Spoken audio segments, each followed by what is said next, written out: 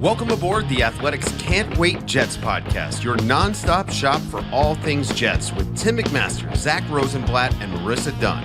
Can't wait. YouTube viewers, as always, check out the great sponsors that we have here on the Can't Wait podcast in the description below the video.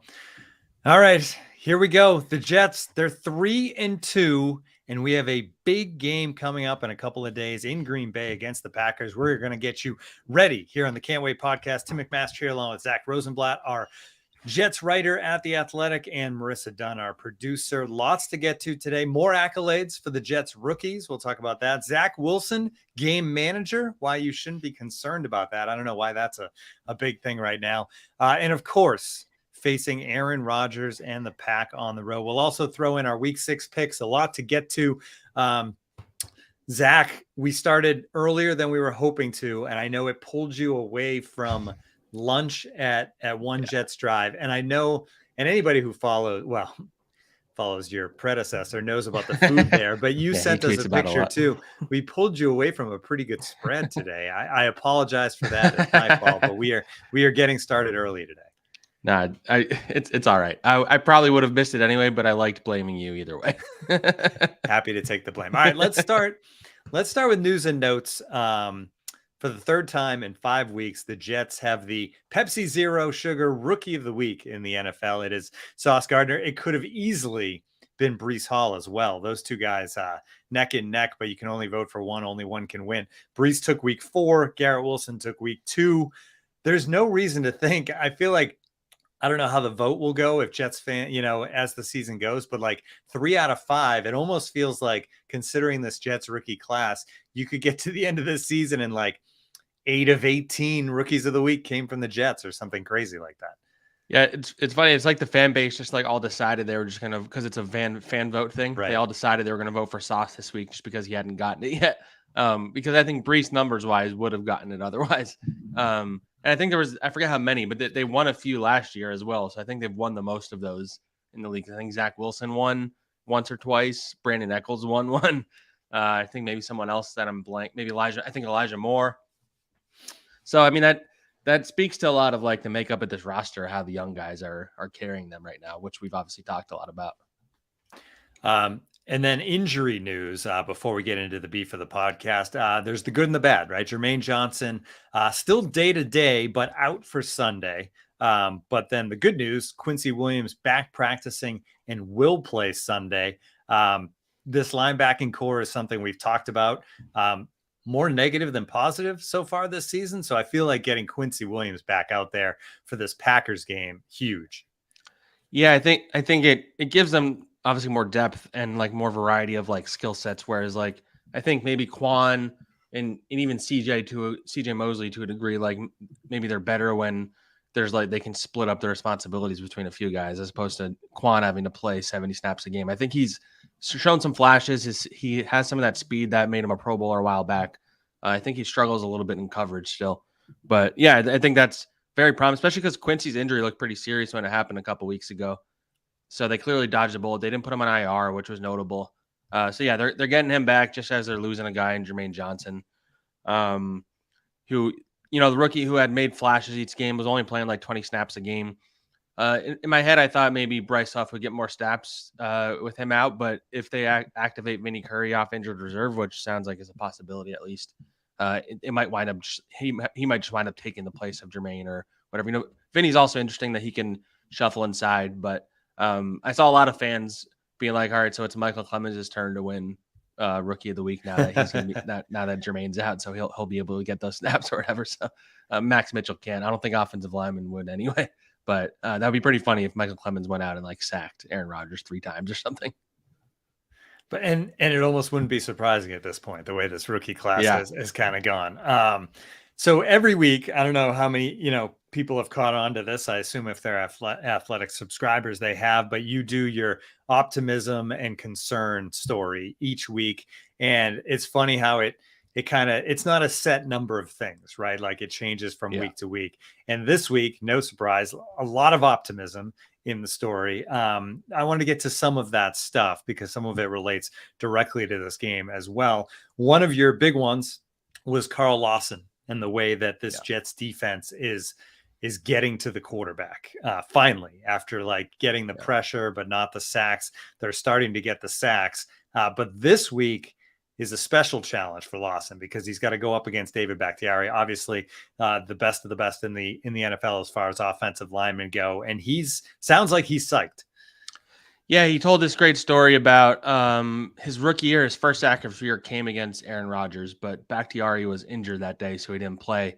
And so he said after the game, like Bakhtiari went up to him and like congratulated him. But Carl Lawson's like, he was kind of implying like, if I was there, you wouldn't have gotten that sack kind of thing. And they haven't had a chance to play each other since then, both either because of injuries or, he was on the Bengals. It's not like the Bengals and Packers are playing each other a lot. So this is going to be, I think Bakhtiari's banged up. He was limited this week. I think he's going to play. I'm not 100% sure. So yeah, Carl Lawson, he tore his Achilles in Green Bay last year during the joint practices. He didn't really seem to care about like the connection there. He seems to care more about the opportunity to go against Bakhtiari for the first time, because that's just it's just interesting. Like you talk. I feel like we talk more about like the cornerback and wide receiver matchups and things like that, but like for a defensive end to like look that much forward to playing a specific offensive lineman is pretty cool to me. So it's going to be interesting to see them do battle, especially Carl. I think he had something like 7. I forget what we said. He had like 7 QB hits last week. He's like second in the league in QB hits. He's clearly becoming the guy that they paid to be that guy. And if he's playing that well next to Quinnen Williams, who's playing as well as he is, and JFM, who's playing really well, like that's one of the most talented D-lines in the league when they're at their best. And when that D-line is playing well and they have those 2 cornerbacks, like this defense could be like special, like not just like good. It could be special if they play like they have the last 2 weeks. And the defensive front as a whole, you mentioned the last 2 weeks, the number, right? Pressure percentage tops in the NFL, 46.5%. You said that, guys don't necessarily speak about going head to head with one guy in those matchups. I feel like they think about it though, right? Like it's just rare that they actually voice it. And it's cool that Carl Lawson's at the point where he's like, you know what, I'm just gonna throw this out there to the media and everybody to know that I'm psyched to go up against this guy. And it basically is calling out Bakhtiari too, right? Like, okay, this guy's kind of coming for me. Yeah, I feel like the opposite happens a lot, where like the offensive lineman will talk about like, we need to stop Myles Garrett, we need to stop JJ Watt, but I don't think you hear it from the opposite end quite as much. So that's gonna be a fun one to keep an eye on, especially because I feel like Jets fans pay more attention to the trenches than a lot of fan bases that I've been a part of, just because they're obsessed with ABT right now. But yeah, it's gonna be interesting, and that's gonna be kind of a big thing, because the Packers, they have a really good running game. I'm sure we're gonna talk about that in a bit. Like the Jets trying to stop it, but the receivers aren't as good, and so that doesn't necessarily matter with Aaron Rodgers. Like he's good enough to overcome that, but if you're hitting him a lot and you're pressuring him a lot and you're just kind of like taking away the passing game as a real threat, that'll do a lot for them to be able to stop that run. Yeah, absolutely. The O-line, 3 pressures on 21 pass attempts. They've been good as well. That was another one of your positives. You mentioned AVT, but how much, at practice this week, how much of an impression did you get that like having the same group actually together, right, from last week to this week, what kind of a difference can that make heading into Green Bay? I mean, it's going to be the first time they've had that since going into week 3, I think. And that was when George Fant was banged up anyway. Like, I mean, it's pretty, the season has felt like so long. If you just purely base it on the offensive line, you think they've played a full season already.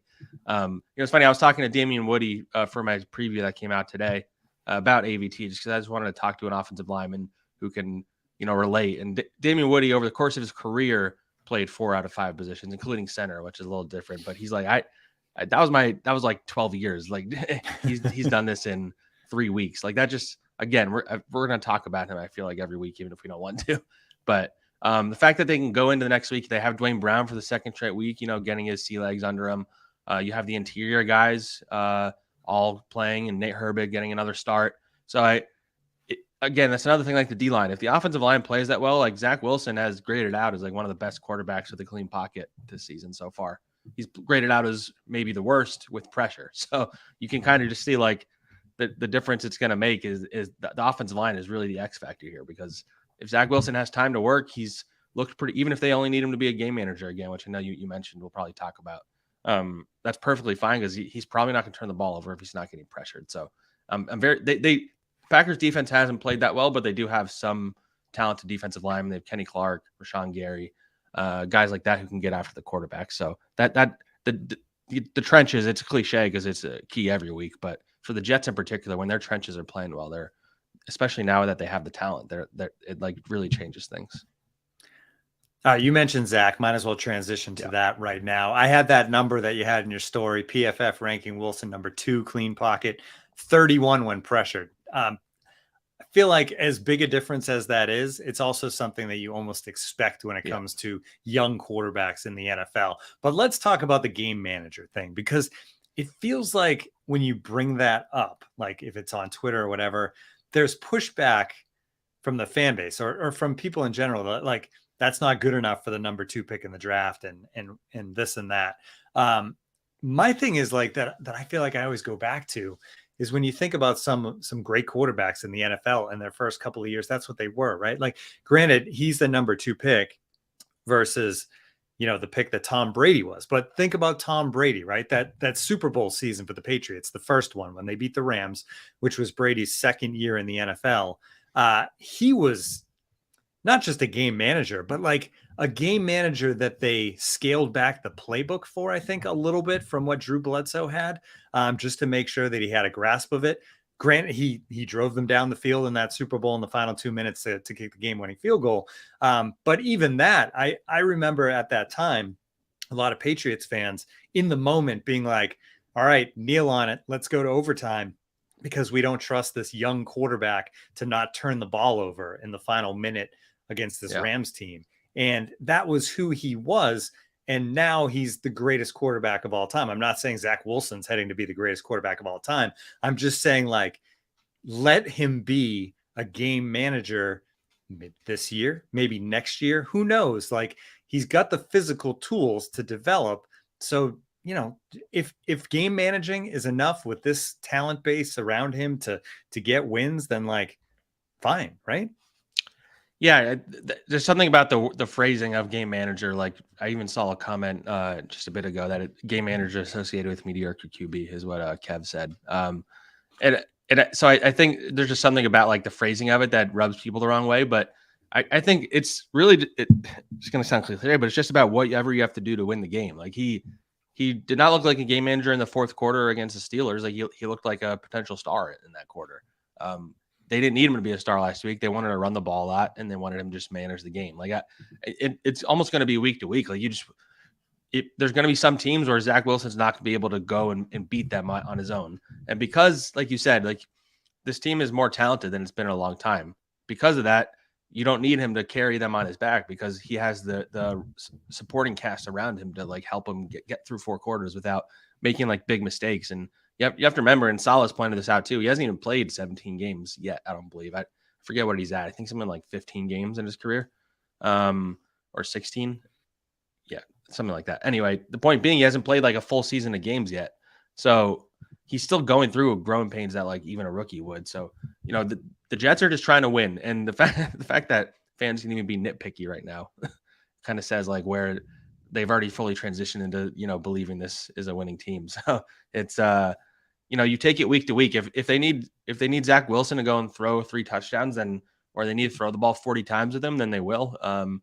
But I don't think that's how you're going to beat the Packers necessarily. I think you're going to want to see another mistake-free game from Zach, where he makes a couple of impressive plays, doesn't turn the ball over, doesn't hold on to the ball too long when he's getting pressure, gets rid of it when he has to, and gets the ball to his playmakers. And I think that's kind of how they win this game. Yeah, so I think, right, when we're looking for progress from Zach Wilson, it's not that like suddenly he's throwing for 350 yards and 3 touchdowns. It's he's continuing to not turn the ball over. Yeah. And then the one thing I want to see is just the development of chemistry with certain receivers, right? And like I want to see Elijah Moore become part of this offense. I feel like that's a better way to kind of judge Zach Wilson this season than suddenly he's putting up like Pro Bowl quarterback numbers.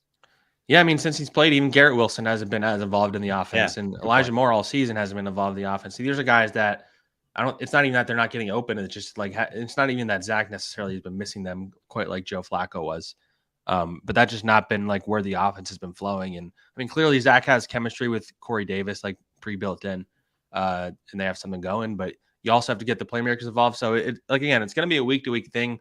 I don't think Elijah Moore is going to not have a breakout game all year. I thought it would have happened by now because, I think I was pretty high on him coming out of training camp, as you know. And Garrett Wilson showed what he can do in week 2, but if the course of the game doesn't call for them to be a part of it and they can still get a win, then it's okay. And then if they lose and Garrett Wilson only had 3 targets and Elijah Moore only had 2 targets, then it's worth criticizing them. But I think the coaching staff on offense has done a pretty good job so far of just week to week. They adjust according to what they're playing against. Like last week, you saw a lot more of that 12 personnel. You saw a lot more CJ Uzomah, Tyler Conklin. They ran the ball a lot, as we mentioned.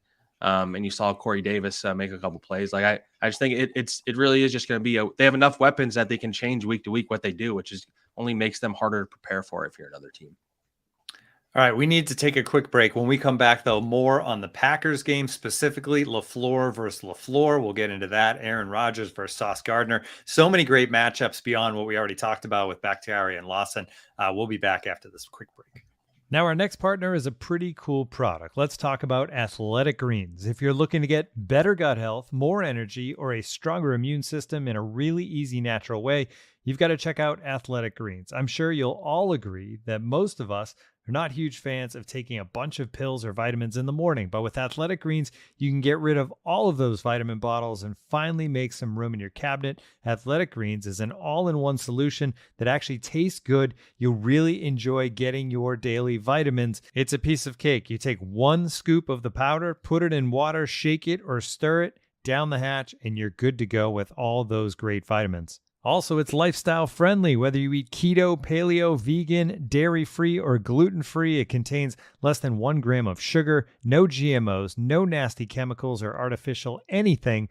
Right now, it's time to reclaim your health and arm your immune system with convenient daily nutrition, especially heading into the flu and cold season. It's just 1 scoop and a cup of water every day. That's it. No need for a million different pills and supplements to look out for your health. To make it easy, Athletic Greens is going to give you a free 1-year supply of immune-supporting vitamin D and 5 free travel packs with your first purchase. All you have to do is visit athleticgreens.com/NFL22. Again, that is athleticgreens.com/NFL22 to take ownership over your health and pick up the ultimate daily nutritional insurance.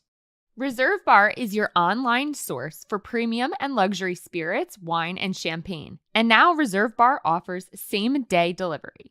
Reserve Bar has a vast lineup of rare and hard-to-find bottles, premium brands, celebrity spirits, and limited releases that you just won't find at your local store. No one does spirits gifting better than Reserve Bar. Looking for an elevated gift? ReserveBar.com has you covered, and you can have the gift delivered right to their door. Even better, turn that spirits gift into a cherished memento with custom engraving. It's perfect for birthdays, weddings, anniversary, any holiday, you name it. Getting into home bartending? Reserve Bar has everything you need. Spirits for the shelves, sure, but they also have every barware, tool, and glass you'll need. Reserve Bar has a great feature called Cocktail Lounge. This is a treasure trove of cocktail recipes, bartending tips, interviews with master distillers, celebrities, and more. The hot trend in spirits is ready-to-drink cocktails. Have you tried these? These taste better than ever, and Reserve Bar now has a huge collection of them. These canned cocktails are great for parties when you just don't have time to tend the bar, and ideal for tailgating season, which is already in full swing. So I highly recommend visit reservebar.com today and use our promo code WAIT to save $10 off your purchase of $75 or more on spirits, wine, or pre-made cocktails, but only when you use our special offer at reservebar.com with the code WAIT. That's reservebar.com, code WAIT.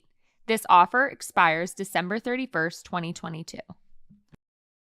All right, it's LaFleur versus LaFleur and a bunch of other matchups, but let's start there. These are 2 guys that obviously the brothers are very close. Zach, they talk every week of the season. They talk about the games their teams are playing, but it's been radio silence, right? Since last weekend. Well, that's what the company line is. I mean, I don't know. I can't even imagine what it would be like going against my brother in a situation like that. Like your livelihood is, I mean, it's not on the line. That's like being extreme, but like I don't know. It's very interesting to me. Maybe they're not talking to each other this week, but Yeah, that's I mean, not only that, but LaFleur and Saleh, if you even remove the brother thing, like LaFleur, Matt LaFleur, sorry, I guess I have to specify in this case.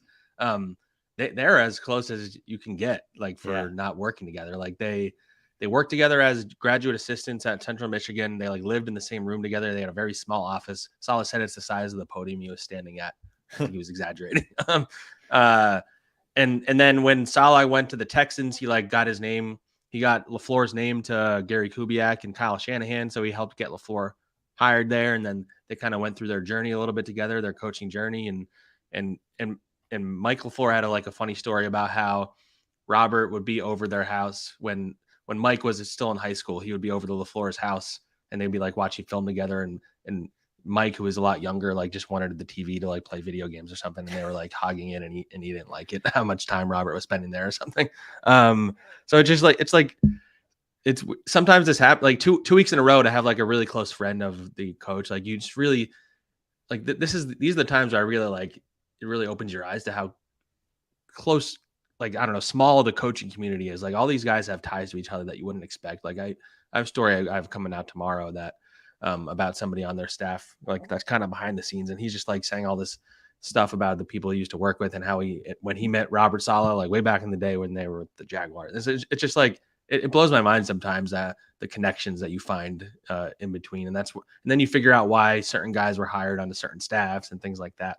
But anyway, like to go back to the LaFleur thing, like this all stems from like the Shanahan tree, and they all have a lot of similar philosophies and personalities. And I'm sure it's going to be very surreal for everyone that is close to them this week. You have these trees, right? And they go through their moments. There's been the Andy Reid tree and the Belichick tree, which is not a very good one beyond actually Belichick. And now you have the Shanahan tree, which is right now as hot as any of the trees across the NFL. I mean, it's on fire right now with all these young guys. I don't think you want a tree on fire. That's not true. That's burning. Yeah. Anyway. All right. Fine. Fair enough. Let's move on. So beyond the LaFleur name, obviously the big thing this weekend is Aaron Rodgers. And this is a Packers team that's wounded a little bit coming off the loss to the Giants in London last week. Aaron Rodgers does not handle defeat well. He's won 12 straight games coming off a loss. The numbers in those games, this is from one of your stories, Zach, I think, but 269 yards, 26 touchdowns, 5 interceptions. The 269 yards an average, 26 touchdowns, 5 interceptions, a 107.5 rating in those 12 straight wins coming off losses. He's a Hall of Famer. He's still at the top of his game. But I will say the weapons on this current team aren't quite what they've been. And I think that's a spot where, you know, you go into this game, and I think when you even looked on the schedule and saw this game coming into the season, Jets, Packers in Green Bay, L, right? Immediate L. But as you see this Packers team play early in the season, they're 3-2, but they don't have the weapons that we're used to seeing with Aaron Rodgers, and it's forcing him to do a lot more himself, I think. Yeah, there's something that seems off about this Packers team. It does seem like there's some level of frustration. There was a quote.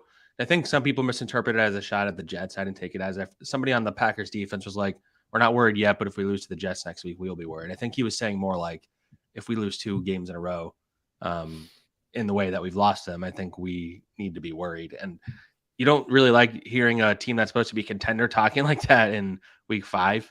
So yeah, that's the weird thing about the NFL. I feel like in general, a lot of the teams that we expected to be very good haven't quite been there. And there's a lot of teams like the Giants and the Jets and even the Eagles who have just been dominant. I don't know. People thought they were going to be good. I don't think anybody saw them being the last undefeated team. Like, so you're seeing a lot of stuff like that. And the Packers are sometimes a team that does start slow, but I think you're really seeing the mistake they made. And I mean, not just letting Devontae Adams go, but not really replacing him with anything proven. These rookies clearly weren't ready. I mean, Randall Cobb is still like his top option at receiver. And so, and I'm sure you were going to get into this, but you know, Sauce Gardner, like the matchup to me is not Sauce Gardner against a receiver. It's Sauce Gardner against Aaron Rodgers, because it's more of a battle of the wits in that way, because as Robert Saleh said, like it can be a very tight window and Rodgers will still get the ball to a guy. And he's known for picking on rookie corners. Like he destroyed the Bears corner, Kyler Gordon, earlier this year. And he's going to be looking at Sauce. You know, DJ Reed is shutting down his side of the field. The Jets keep them on their sides. So I'm going to be interested to see how Sauce handles himself on the road in Green Bay against Aaron Rodgers. I'm not at this point. I think we all can agree that he's not like scared of the moment. Like it's not going to be too big for him. It's not going to be too much for him.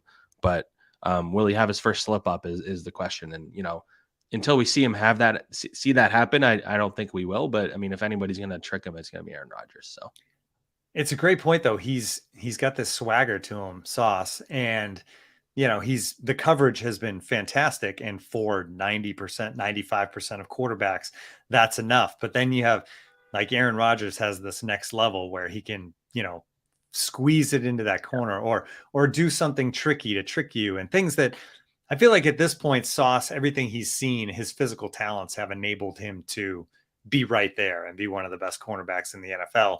But this week is the week where like it goes beyond the physical talents. You said it in like a match of wits. I think even if he does what he's done all season and is just as good covering these Packers wide receivers, he's still going to like learn a lot. Like this is going to be a learning experience for Sauce that, whether he shuts down the receivers for the Packers or he gets burned a couple times, either way, he's going to be a better cornerback down the road because of facing Aaron Rodgers. Yeah, and Jeff Ulbrich, I think it was, had a funny quote about Sauce where he said that he's like so confident in himself and so like unbothered by like mistakes or whatever, that like if something happens, like the miscommunication that led to the Amari Cooper touchdown, or if he gives up a catch or something, he said Sauce will just be like, yeah, that the wind was blowing weird on that play, or like like something like that. So he has the right stuff, to use that cliche. Like I just think he's the real deal. And yeah, like you said, this is gonna be a very good learning experience for him, because I don't think they're going to be going against a quarterback like Aaron Rodgers, because they don't play Patrick Mahomes this year. So you're not really, or Tom Brady. So you're not really going to go against a quarterback like that as a rookie. So this is going to be a great test for him. Whether he's good or bad, like I don't think you blame him either way. I think he'll be good. But yeah, it's going to be very interesting to see how he handles this, and if he does make a mistake, if he can bounce back on the next play and pick him off or something. Something that's been kind of rampant in the NFL this year, right? Recently is like these roughing the passer penalties that are questionable. And I thought it was interesting. You mentioned this week in your writing about the Jets situational coordinator, because of Aaron Rodgers and the fact that future Hall of Famers tend to get extra calls. They've really gone over that this week, that the focus on not getting, I don't want to say a stupid penalty, because some of the ones this year that we've seen are questionable. So just avoiding any chance at getting a roughing the passer penalty this week. Yeah, and as Quinnen Williams said, especially with Aaron Rodgers, like the reality is quarterbacks like that like get shown a little favoritism from the officials. So it's hard because, like you said, there's a couple that are very questionable, and so you're taught to tackle the quarterback and bring him down to the ground. And if you're not going to like stop yourself when you're diving at him. So a lot of these penalties they bring him all the way to the ground, or they keep going after he gets rid of the ball, and then they get a penalty. The Jets have had a couple of them this year. I can't remember if any of them were like truly questionable. I know Carl Lawson was called for one a couple weeks ago. But yeah, it's going to be a point of emphasis, because this defensive line, I think, is going to get pressure on Aaron Rodgers. I don't think the Packers O-line scares you as much as it used to necessarily, especially because they're banged up. So that's going to be something to keep an eye on, because I think it's the Tua thing is kind of what probably led the officials to being told to, be a little more protective of the quarterbacks. And, that impacts defensive lines and teams that are trying to get after the QBs. So that's definitely gonna be something that in the Jets' losses this year, a lot of their mistakes came on stuff like that, where they had ill-timed penalties, miscommunications, things like that. And you can't have those mistakes against Aaron Rodgers. So he'll take advantage of that. Yeah, the two things you can't do, it seems like, are land on the quarterback in any way, even if it's unavoidable, or throw the quarterback down. Like that, seems like those have become automatic calls. Obviously, Tua was thrown down, and that's how that happened that you mentioned. Those are the two things you want to avoid. You just got to tackle it. But it's so hard, right? Like these guys fight so hard to get to the quarterback, and now you're telling them, once you get there, be careful. It's just impossible to be a pass rusher in the NFL right now. You mentioned a little earlier in the episode stopping the run. We talked so much about Aaron Rodgers, but the fact is, like the Jets with this two-headed monster at running back, the Packers have something similar, only their two guys are a little more experienced than the Jets first year and second year players. So how does this, Quincy Williams is back, that's part of it, but how does this Jets defensive front control this Packers rushing attack? Yeah, it's I mean, I don't know if there's a better running back duo than that too, honestly, just because their skill sets complement each other so well. You have Aaron Jones, who's very explosive. I think he averages something like 6 yards a carry. He's a really good pass catcher and he's explosive. And then you have AJ Dillon, who's just huge and really hard to bring down. And you saw last week in the Raheem Mostert, they struggled a little bit. I think some of that was purposeful. They played Will Parks more. They were doing a big nickel and they were trying to just prevent big plays over the top. And they were, going to let the Dolphins try to beat them by running the ball. And it worked. I don't know if it'll work as well against the Packers because they can really grind out those big yards and those big plays. And then if the running game's working, then things start opening up for Aaron Rodgers. So I am going to be interested to see how they play it. You probably do have to play more 3 linebacker sets, I imagine, and get Quincy Williams in there if he's feeling good, and CJ Mosley and Quan Alexander, and hope that they can bring guys down. That's going to be a big thing because tackling has been an issue a lot of times this season. So how they control the running game is going to be a really big factor in because if the Packers are running the clock out, that's not a good thing either, and they're opening up the passing game for Rodgers, like I said. So it's that's going to be something to keep an eye on for sure. All right, when we come back, picks and a discussion about what would a win mean for this Jets team in 2022. We'll be right back. You may have noticed what looks like beer that we're drinking while recording the show if you watch us on YouTube. Well, guess what? It's not beer. It's water in a tall boy type can, and it's called Liquid Death.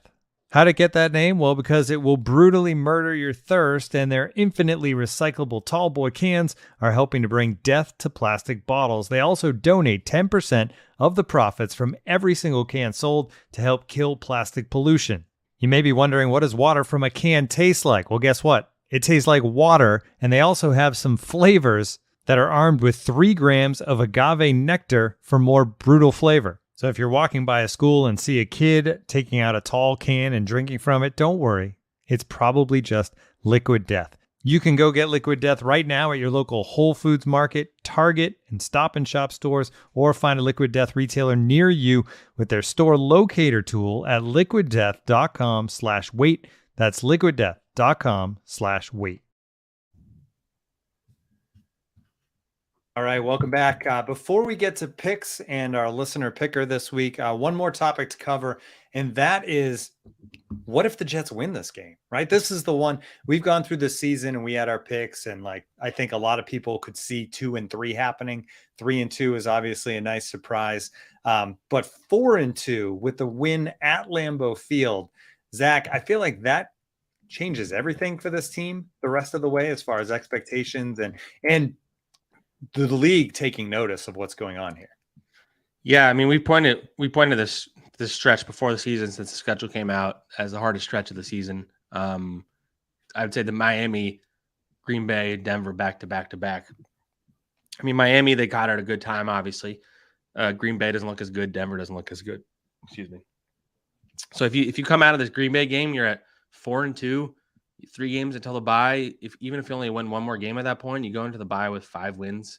And the back half of the schedule doesn't look that hard. Like, you really have to start talking about the playoffs at that point and thinking about it at the very least, because the Jets just haven't started that well in a very long time. And to beat a Packers team on the road in Green Bay, I think that would be like the real statement that this team's legit, and that it wasn't just 2 fourth quarter comebacks that have led them to this point, or it wasn't them getting lucky that Skylar Thompson was a quarterback. It's that this team is actually a team that you have to really take seriously. And I think it would really, I'd be curious to see how the town would react, especially with the Giants playing well too. I can't imagine the last time there's just been level of excitement for 2 young, especially because they're young teams, just something about the way they're winning and things like that. It would be truly special if they came out and win.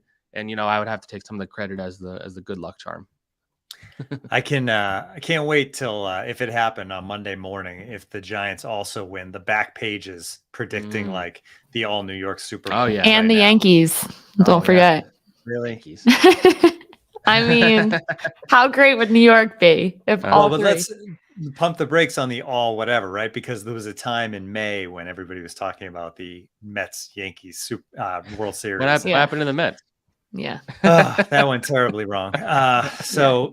But anyway, it'll be interesting because the back pages have been known to exaggerate things, both directions, negative or positive. So if both teams lose this week, I'm sure the back page. That's also something we should say. There's definitely a scenario, and not to be a negative. I know everybody's been happy that I've been all positive, but the idea, if they lose this game, then all of a sudden, I'm not saying you get worried because they already have 3 wins earlier than we thought they would maybe, but you lose that game, winning on the road in Denver is hard.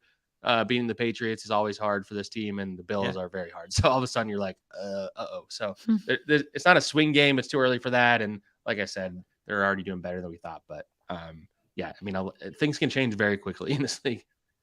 Yeah, you know what's a swing game is next week's is the swing game, I feel like, right? Because even right now, as good as we're feeling about this Jets team, it's hard. It's just hard to envision them going to Green Bay and winning. Whereas even if they lose and they're 3-3, that Bronco game against a team that has been in disarray this season, that feels like the one that suddenly they should win. And then if they lose that one, everything you just said everything gets harder from there. The feelings around Robert Saleh and his staff that have gone from the receipt comment, some bad things said at the podium, what are we doing, to suddenly everything's working. The drafts have been great. The team's winning. It's all positive. Suddenly it goes right back the other way. Just like that with back-to-back losses. But let's not get too far ahead of ourselves. Let's focus in again on this week and let's move on to our picks. And we're going to welcome in Michael Dunn, 1A. Not my husband, Michael Dunn. The original Michael Dunn. The OG. Long-time listener and viewer of Can't Wait podcast. We tried to get him on last week. He was a little busy, but this week he cleared his schedule for us, which we appreciate very much. 1A, thanks for coming on, man. Thanks for having me. And I'm old enough to be number 1 and Marissa's father. So, I mean, just throw that out there right now. So if there's any confusion in regards to, am I Marissa's husband? God, no. That's scary to think about. But you know what? Anyway, thanks for having me on. Oh, no problem. There's probably people that have been watching on YouTube for a couple of years, obviously understand what's going on here. But we should probably explain that, if you don't know, Marissa's husband is Michael Dunn, and Michael Dunn is joining us right now. And when we first started streaming the show on YouTube, they both just kind of appeared in the chat section as Michael Dunn, and it became this kind of funny thing. Marissa, you the brought Spider-Man up, meme. The Spider-Man meme, right? With them pointing at each other. Yeah. We had my husband Michael Dunn joining because we didn't know if we were gonna have people in the chat. So that was we needed somebody you gotta to join, hype up the Yeah, he was our official cheerleader. Yes, lots of people, including. So that's why the joke is 1A, because he is the original Michael Dunn. So we are very happy to have him on. He dates back beginning of the podcast, so loyal listeners. So thank you, and we appreciate all of the comments and viewership throughout the years. Well, I remember when #1 the Michael Dunn got outed during that playoff game against the Steelers when he made the surprise start. And I remember sending a tweet to the then Jets athletic beat writer, whose name will go unmentioned right now, where I said, wait a minute, Michael Dunn, University of Maryland. Someone named Marissa likes to talk about fearing the turtle quite a bit during these podcasts. And then I think Connor said something along the lines of, we're going to address that on Monday's pod. And then all the truth, the full truth was revealed. Connor can never keep anything to himself. Oh, yeah. Yeah. That's true. Yeah. All right. Before we get to the picks, Marissa, you have the board up here, right? It's not going well for the three of us, but the listeners on fire right now, despite that guy that you had mentioned starting things off 0-3. Since then, 8-7. So 8-4 since that week 1 debacle. Whereas the rest of us all tied 6-9, 6-9, 6-9. Although Marissa with some momentum coming off a 2-1 week last week. We always start the picks with, and if you're watching on, if you're not watching on YouTube, which I tend to ignore and forget, we have a standings up right now. The listeners are 8-7, the rest of us 6-9. So with that, we always start with the leader giving the picks first, and that means the listeners this week. So Michael Dunn, 1A, you are up.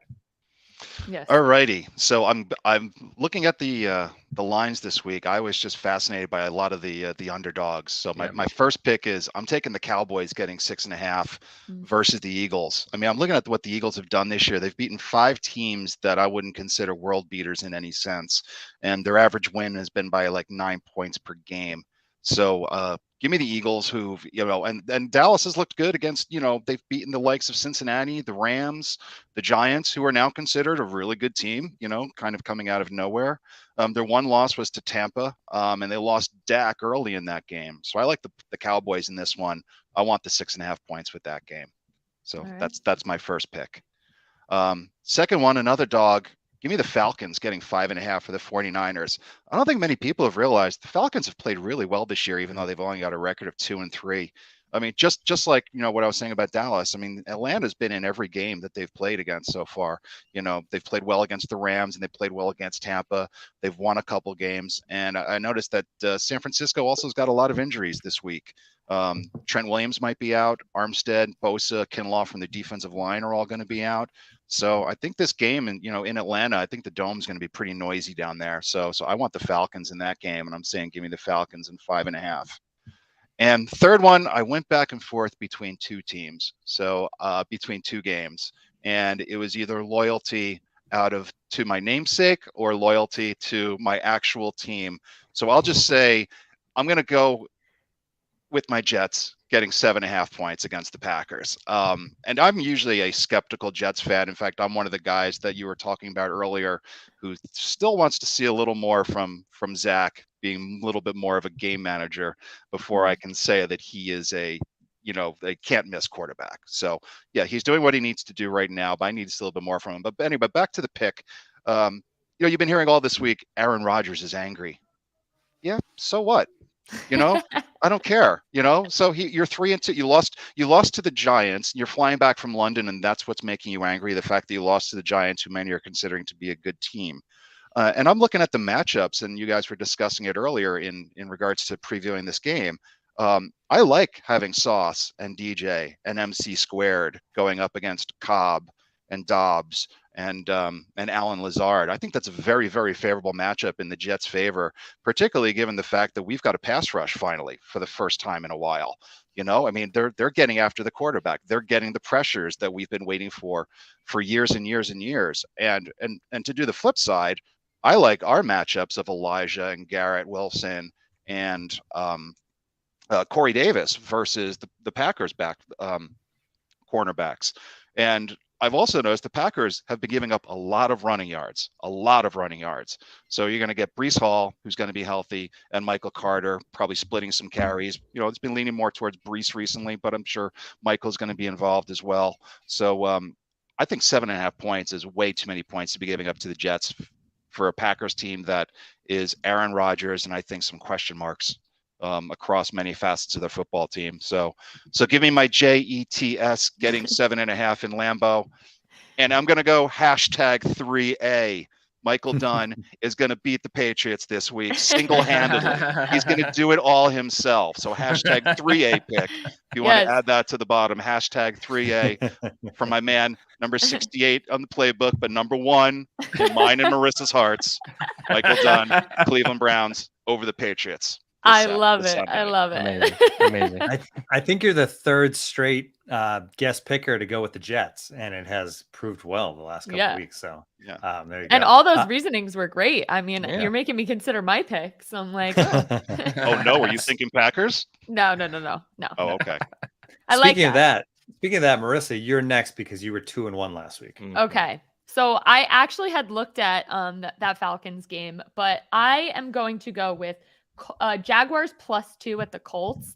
I know the Colts are coming off that weird Thursday night game last week, but I think Doug Peterson will cook something up with. I know the Jaguars have been like wishy-washy this year, but +2, I'm gonna go Jaguars in that.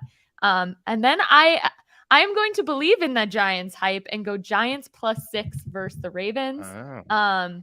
We just did a football GM podcast, and Wink Martindale knows those Ravens real well. So I'm hoping he's scheming up some good ways to stop Lamar Jackson. So I am I'm gonna hop on the Giants hype train, and I don't know if they'll win, but I think they'll cover. And then my last pick, we've talked about the Broncos looking really just not great this year. Chargers -4.5. I think obviously the Chargers have had a lot of injuries as well this year, but that Broncos team can't score, so I'm gonna go Chargers -4.5 for my last pick. No one can score on Thursday night. Yeah. It was brutal again last Yeah. night. They got a raw deal, Amazon, man. Yeah, but you know what? It's a very talked Amazon about. will be fine. Yeah, it's like the games are like so talked about because they've been so bad. True. Yeah, So you can't I watch mean, bad football. Nobody's gonna stop watching them. Is the Yeah. reality. So. The other it's thing like an people have brought accident. up Can't is look away. it's really hard to change the channel. Like you kind of have to It's commit Amazon, to yeah. Amazon because Agreed. you're opening Oh, the yeah. app and everything. And if you want to go to something else, Yeah, what it's are a you gonna whole watch? Like Miss process. Maisel or something instead? Yeah. Like, come on. Right, exactly. Yeah. Amazon, not Prime. Yeah. Zach, you're up next. All right. I'm gonna pander to the audience. I'm gonna pick Jets +7.5. Whoa. I think that line's a little high. Also, I Yeah. think I get why Vegas is doing it, but yeah, I'm gonna go with that. I have Vikings -3.5. Who are they playing again? I should write down who they're. Oh, the Dolphins. The Dolphins who are starting Skylar Thompson again, I believe. So I'm in the Vikings. I've started to play pretty well, and the other one I have the Seahawks +2.5. Riding the Geno Smith train, and the Cardinals I think are pretty bad personally. So yeah, so that's my trio. I'm hoping to get back on track here. We all need to get back on track. All right, my picks to wrap things out. That after listening to you guys, I actually don't feel good about these anymore. But I'm going to stick with it because who knows? I'm actually going with a big spread, which I always say I hate to do, and then I always do. But I'm going to take the Bucks -8.5 at Pittsburgh. I just think Pittsburgh's terrible. I thought about that one too, but Yeah, if I it's just at think Pittsburgh, it made me. Yeah, The Jets won at Pittsburgh. I don't know. Yeah. and this Bucks team isn't like bothered by being on the road, right? True. With the what they've been through. The Steelers are just bad. So I'm going with that one, although I don't feel great about it. I'm going head to head with you, Marissa, taking the Ravens. I agree the Giants are a better football team this year, but I feel like maybe they're reading the press clippings a little too much this week, coming off the win last week, and a little return to reality this week, and the Ravens get them by at least a touchdown. And then Bills Chiefs. I'm going Bills. Wow. -2.5. You're gonna pick that game? Wow. That's I know, a right? tough one. Well, Yeah. here's the reasoning, though. I feel like this happens a lot where team loses heartbreaking game in playoffs, and then next year they get to play that team during the regular season, and they're just more up for it. Like this Bills team is going to be so fired up for that game. Not to say the Chiefs won't be, but I think the Bills come out and think of it as a statement and make a statement and win that game. That doesn't mean they're going to beat the Chiefs in the playoffs, right? I mean, it's probably Carlos Stanton 2-run home run. Oh, okay. God. Thank you for the line. Sorry, that was important. I needed to interrupt. That was important. Yeah. I mean, this is probably the AFC Championship game, and maybe the Chiefs win then. But I think in this point in the season, the Bills have this game circled, and they win by at least a field goal. I think it'll be a great game, though. And that'll do it. Michael Dunn, 1A, thanks so much for coming on, man. Thank you for having me, guys. Thanks, It's great to meet you guys finally. Yes, All right. thank you. Anytime. All right, that's going to do it for this episode of the Can't Wait podcast. You can join The Athletic, and you should. $1 a month, just $1 a month for 6 months. Go to theathletic.com/can't wait for that. All the great writing going on at The Athletic, including Zach's write-up coming up on Monday of, who knows, maybe a Jets win in Green Bay. We'll see. If they win, we will definitely be with you on Monday. If they lose, it'll be Monday or Tuesday. That's kind of how we've been handling these things based on schedules. But either way, we'll talk about this one early next week. I think we forgot something, Zach. Do you have something to add before we go? I don't have any actual Chris Streveler notes, but we do have to mention him. I've been good about, so I should say I have a story coming out tomorrow that I hope people will read. I don't want to spoil it too much right now, but so I've been pretty focused on that. It may or may not be about Chris Streveler. Exactly. That's a great way. That's how I should have teased it. Well, I was going to say, if it's distracting you from Chris Streveler, then wow, it's got to be a good story. That's Exactly. a good point, too. Yes. Also Yeah. good. All All right. good points. Yeah. All right. Enjoy the game on Sunday, and we'll talk to everybody next week.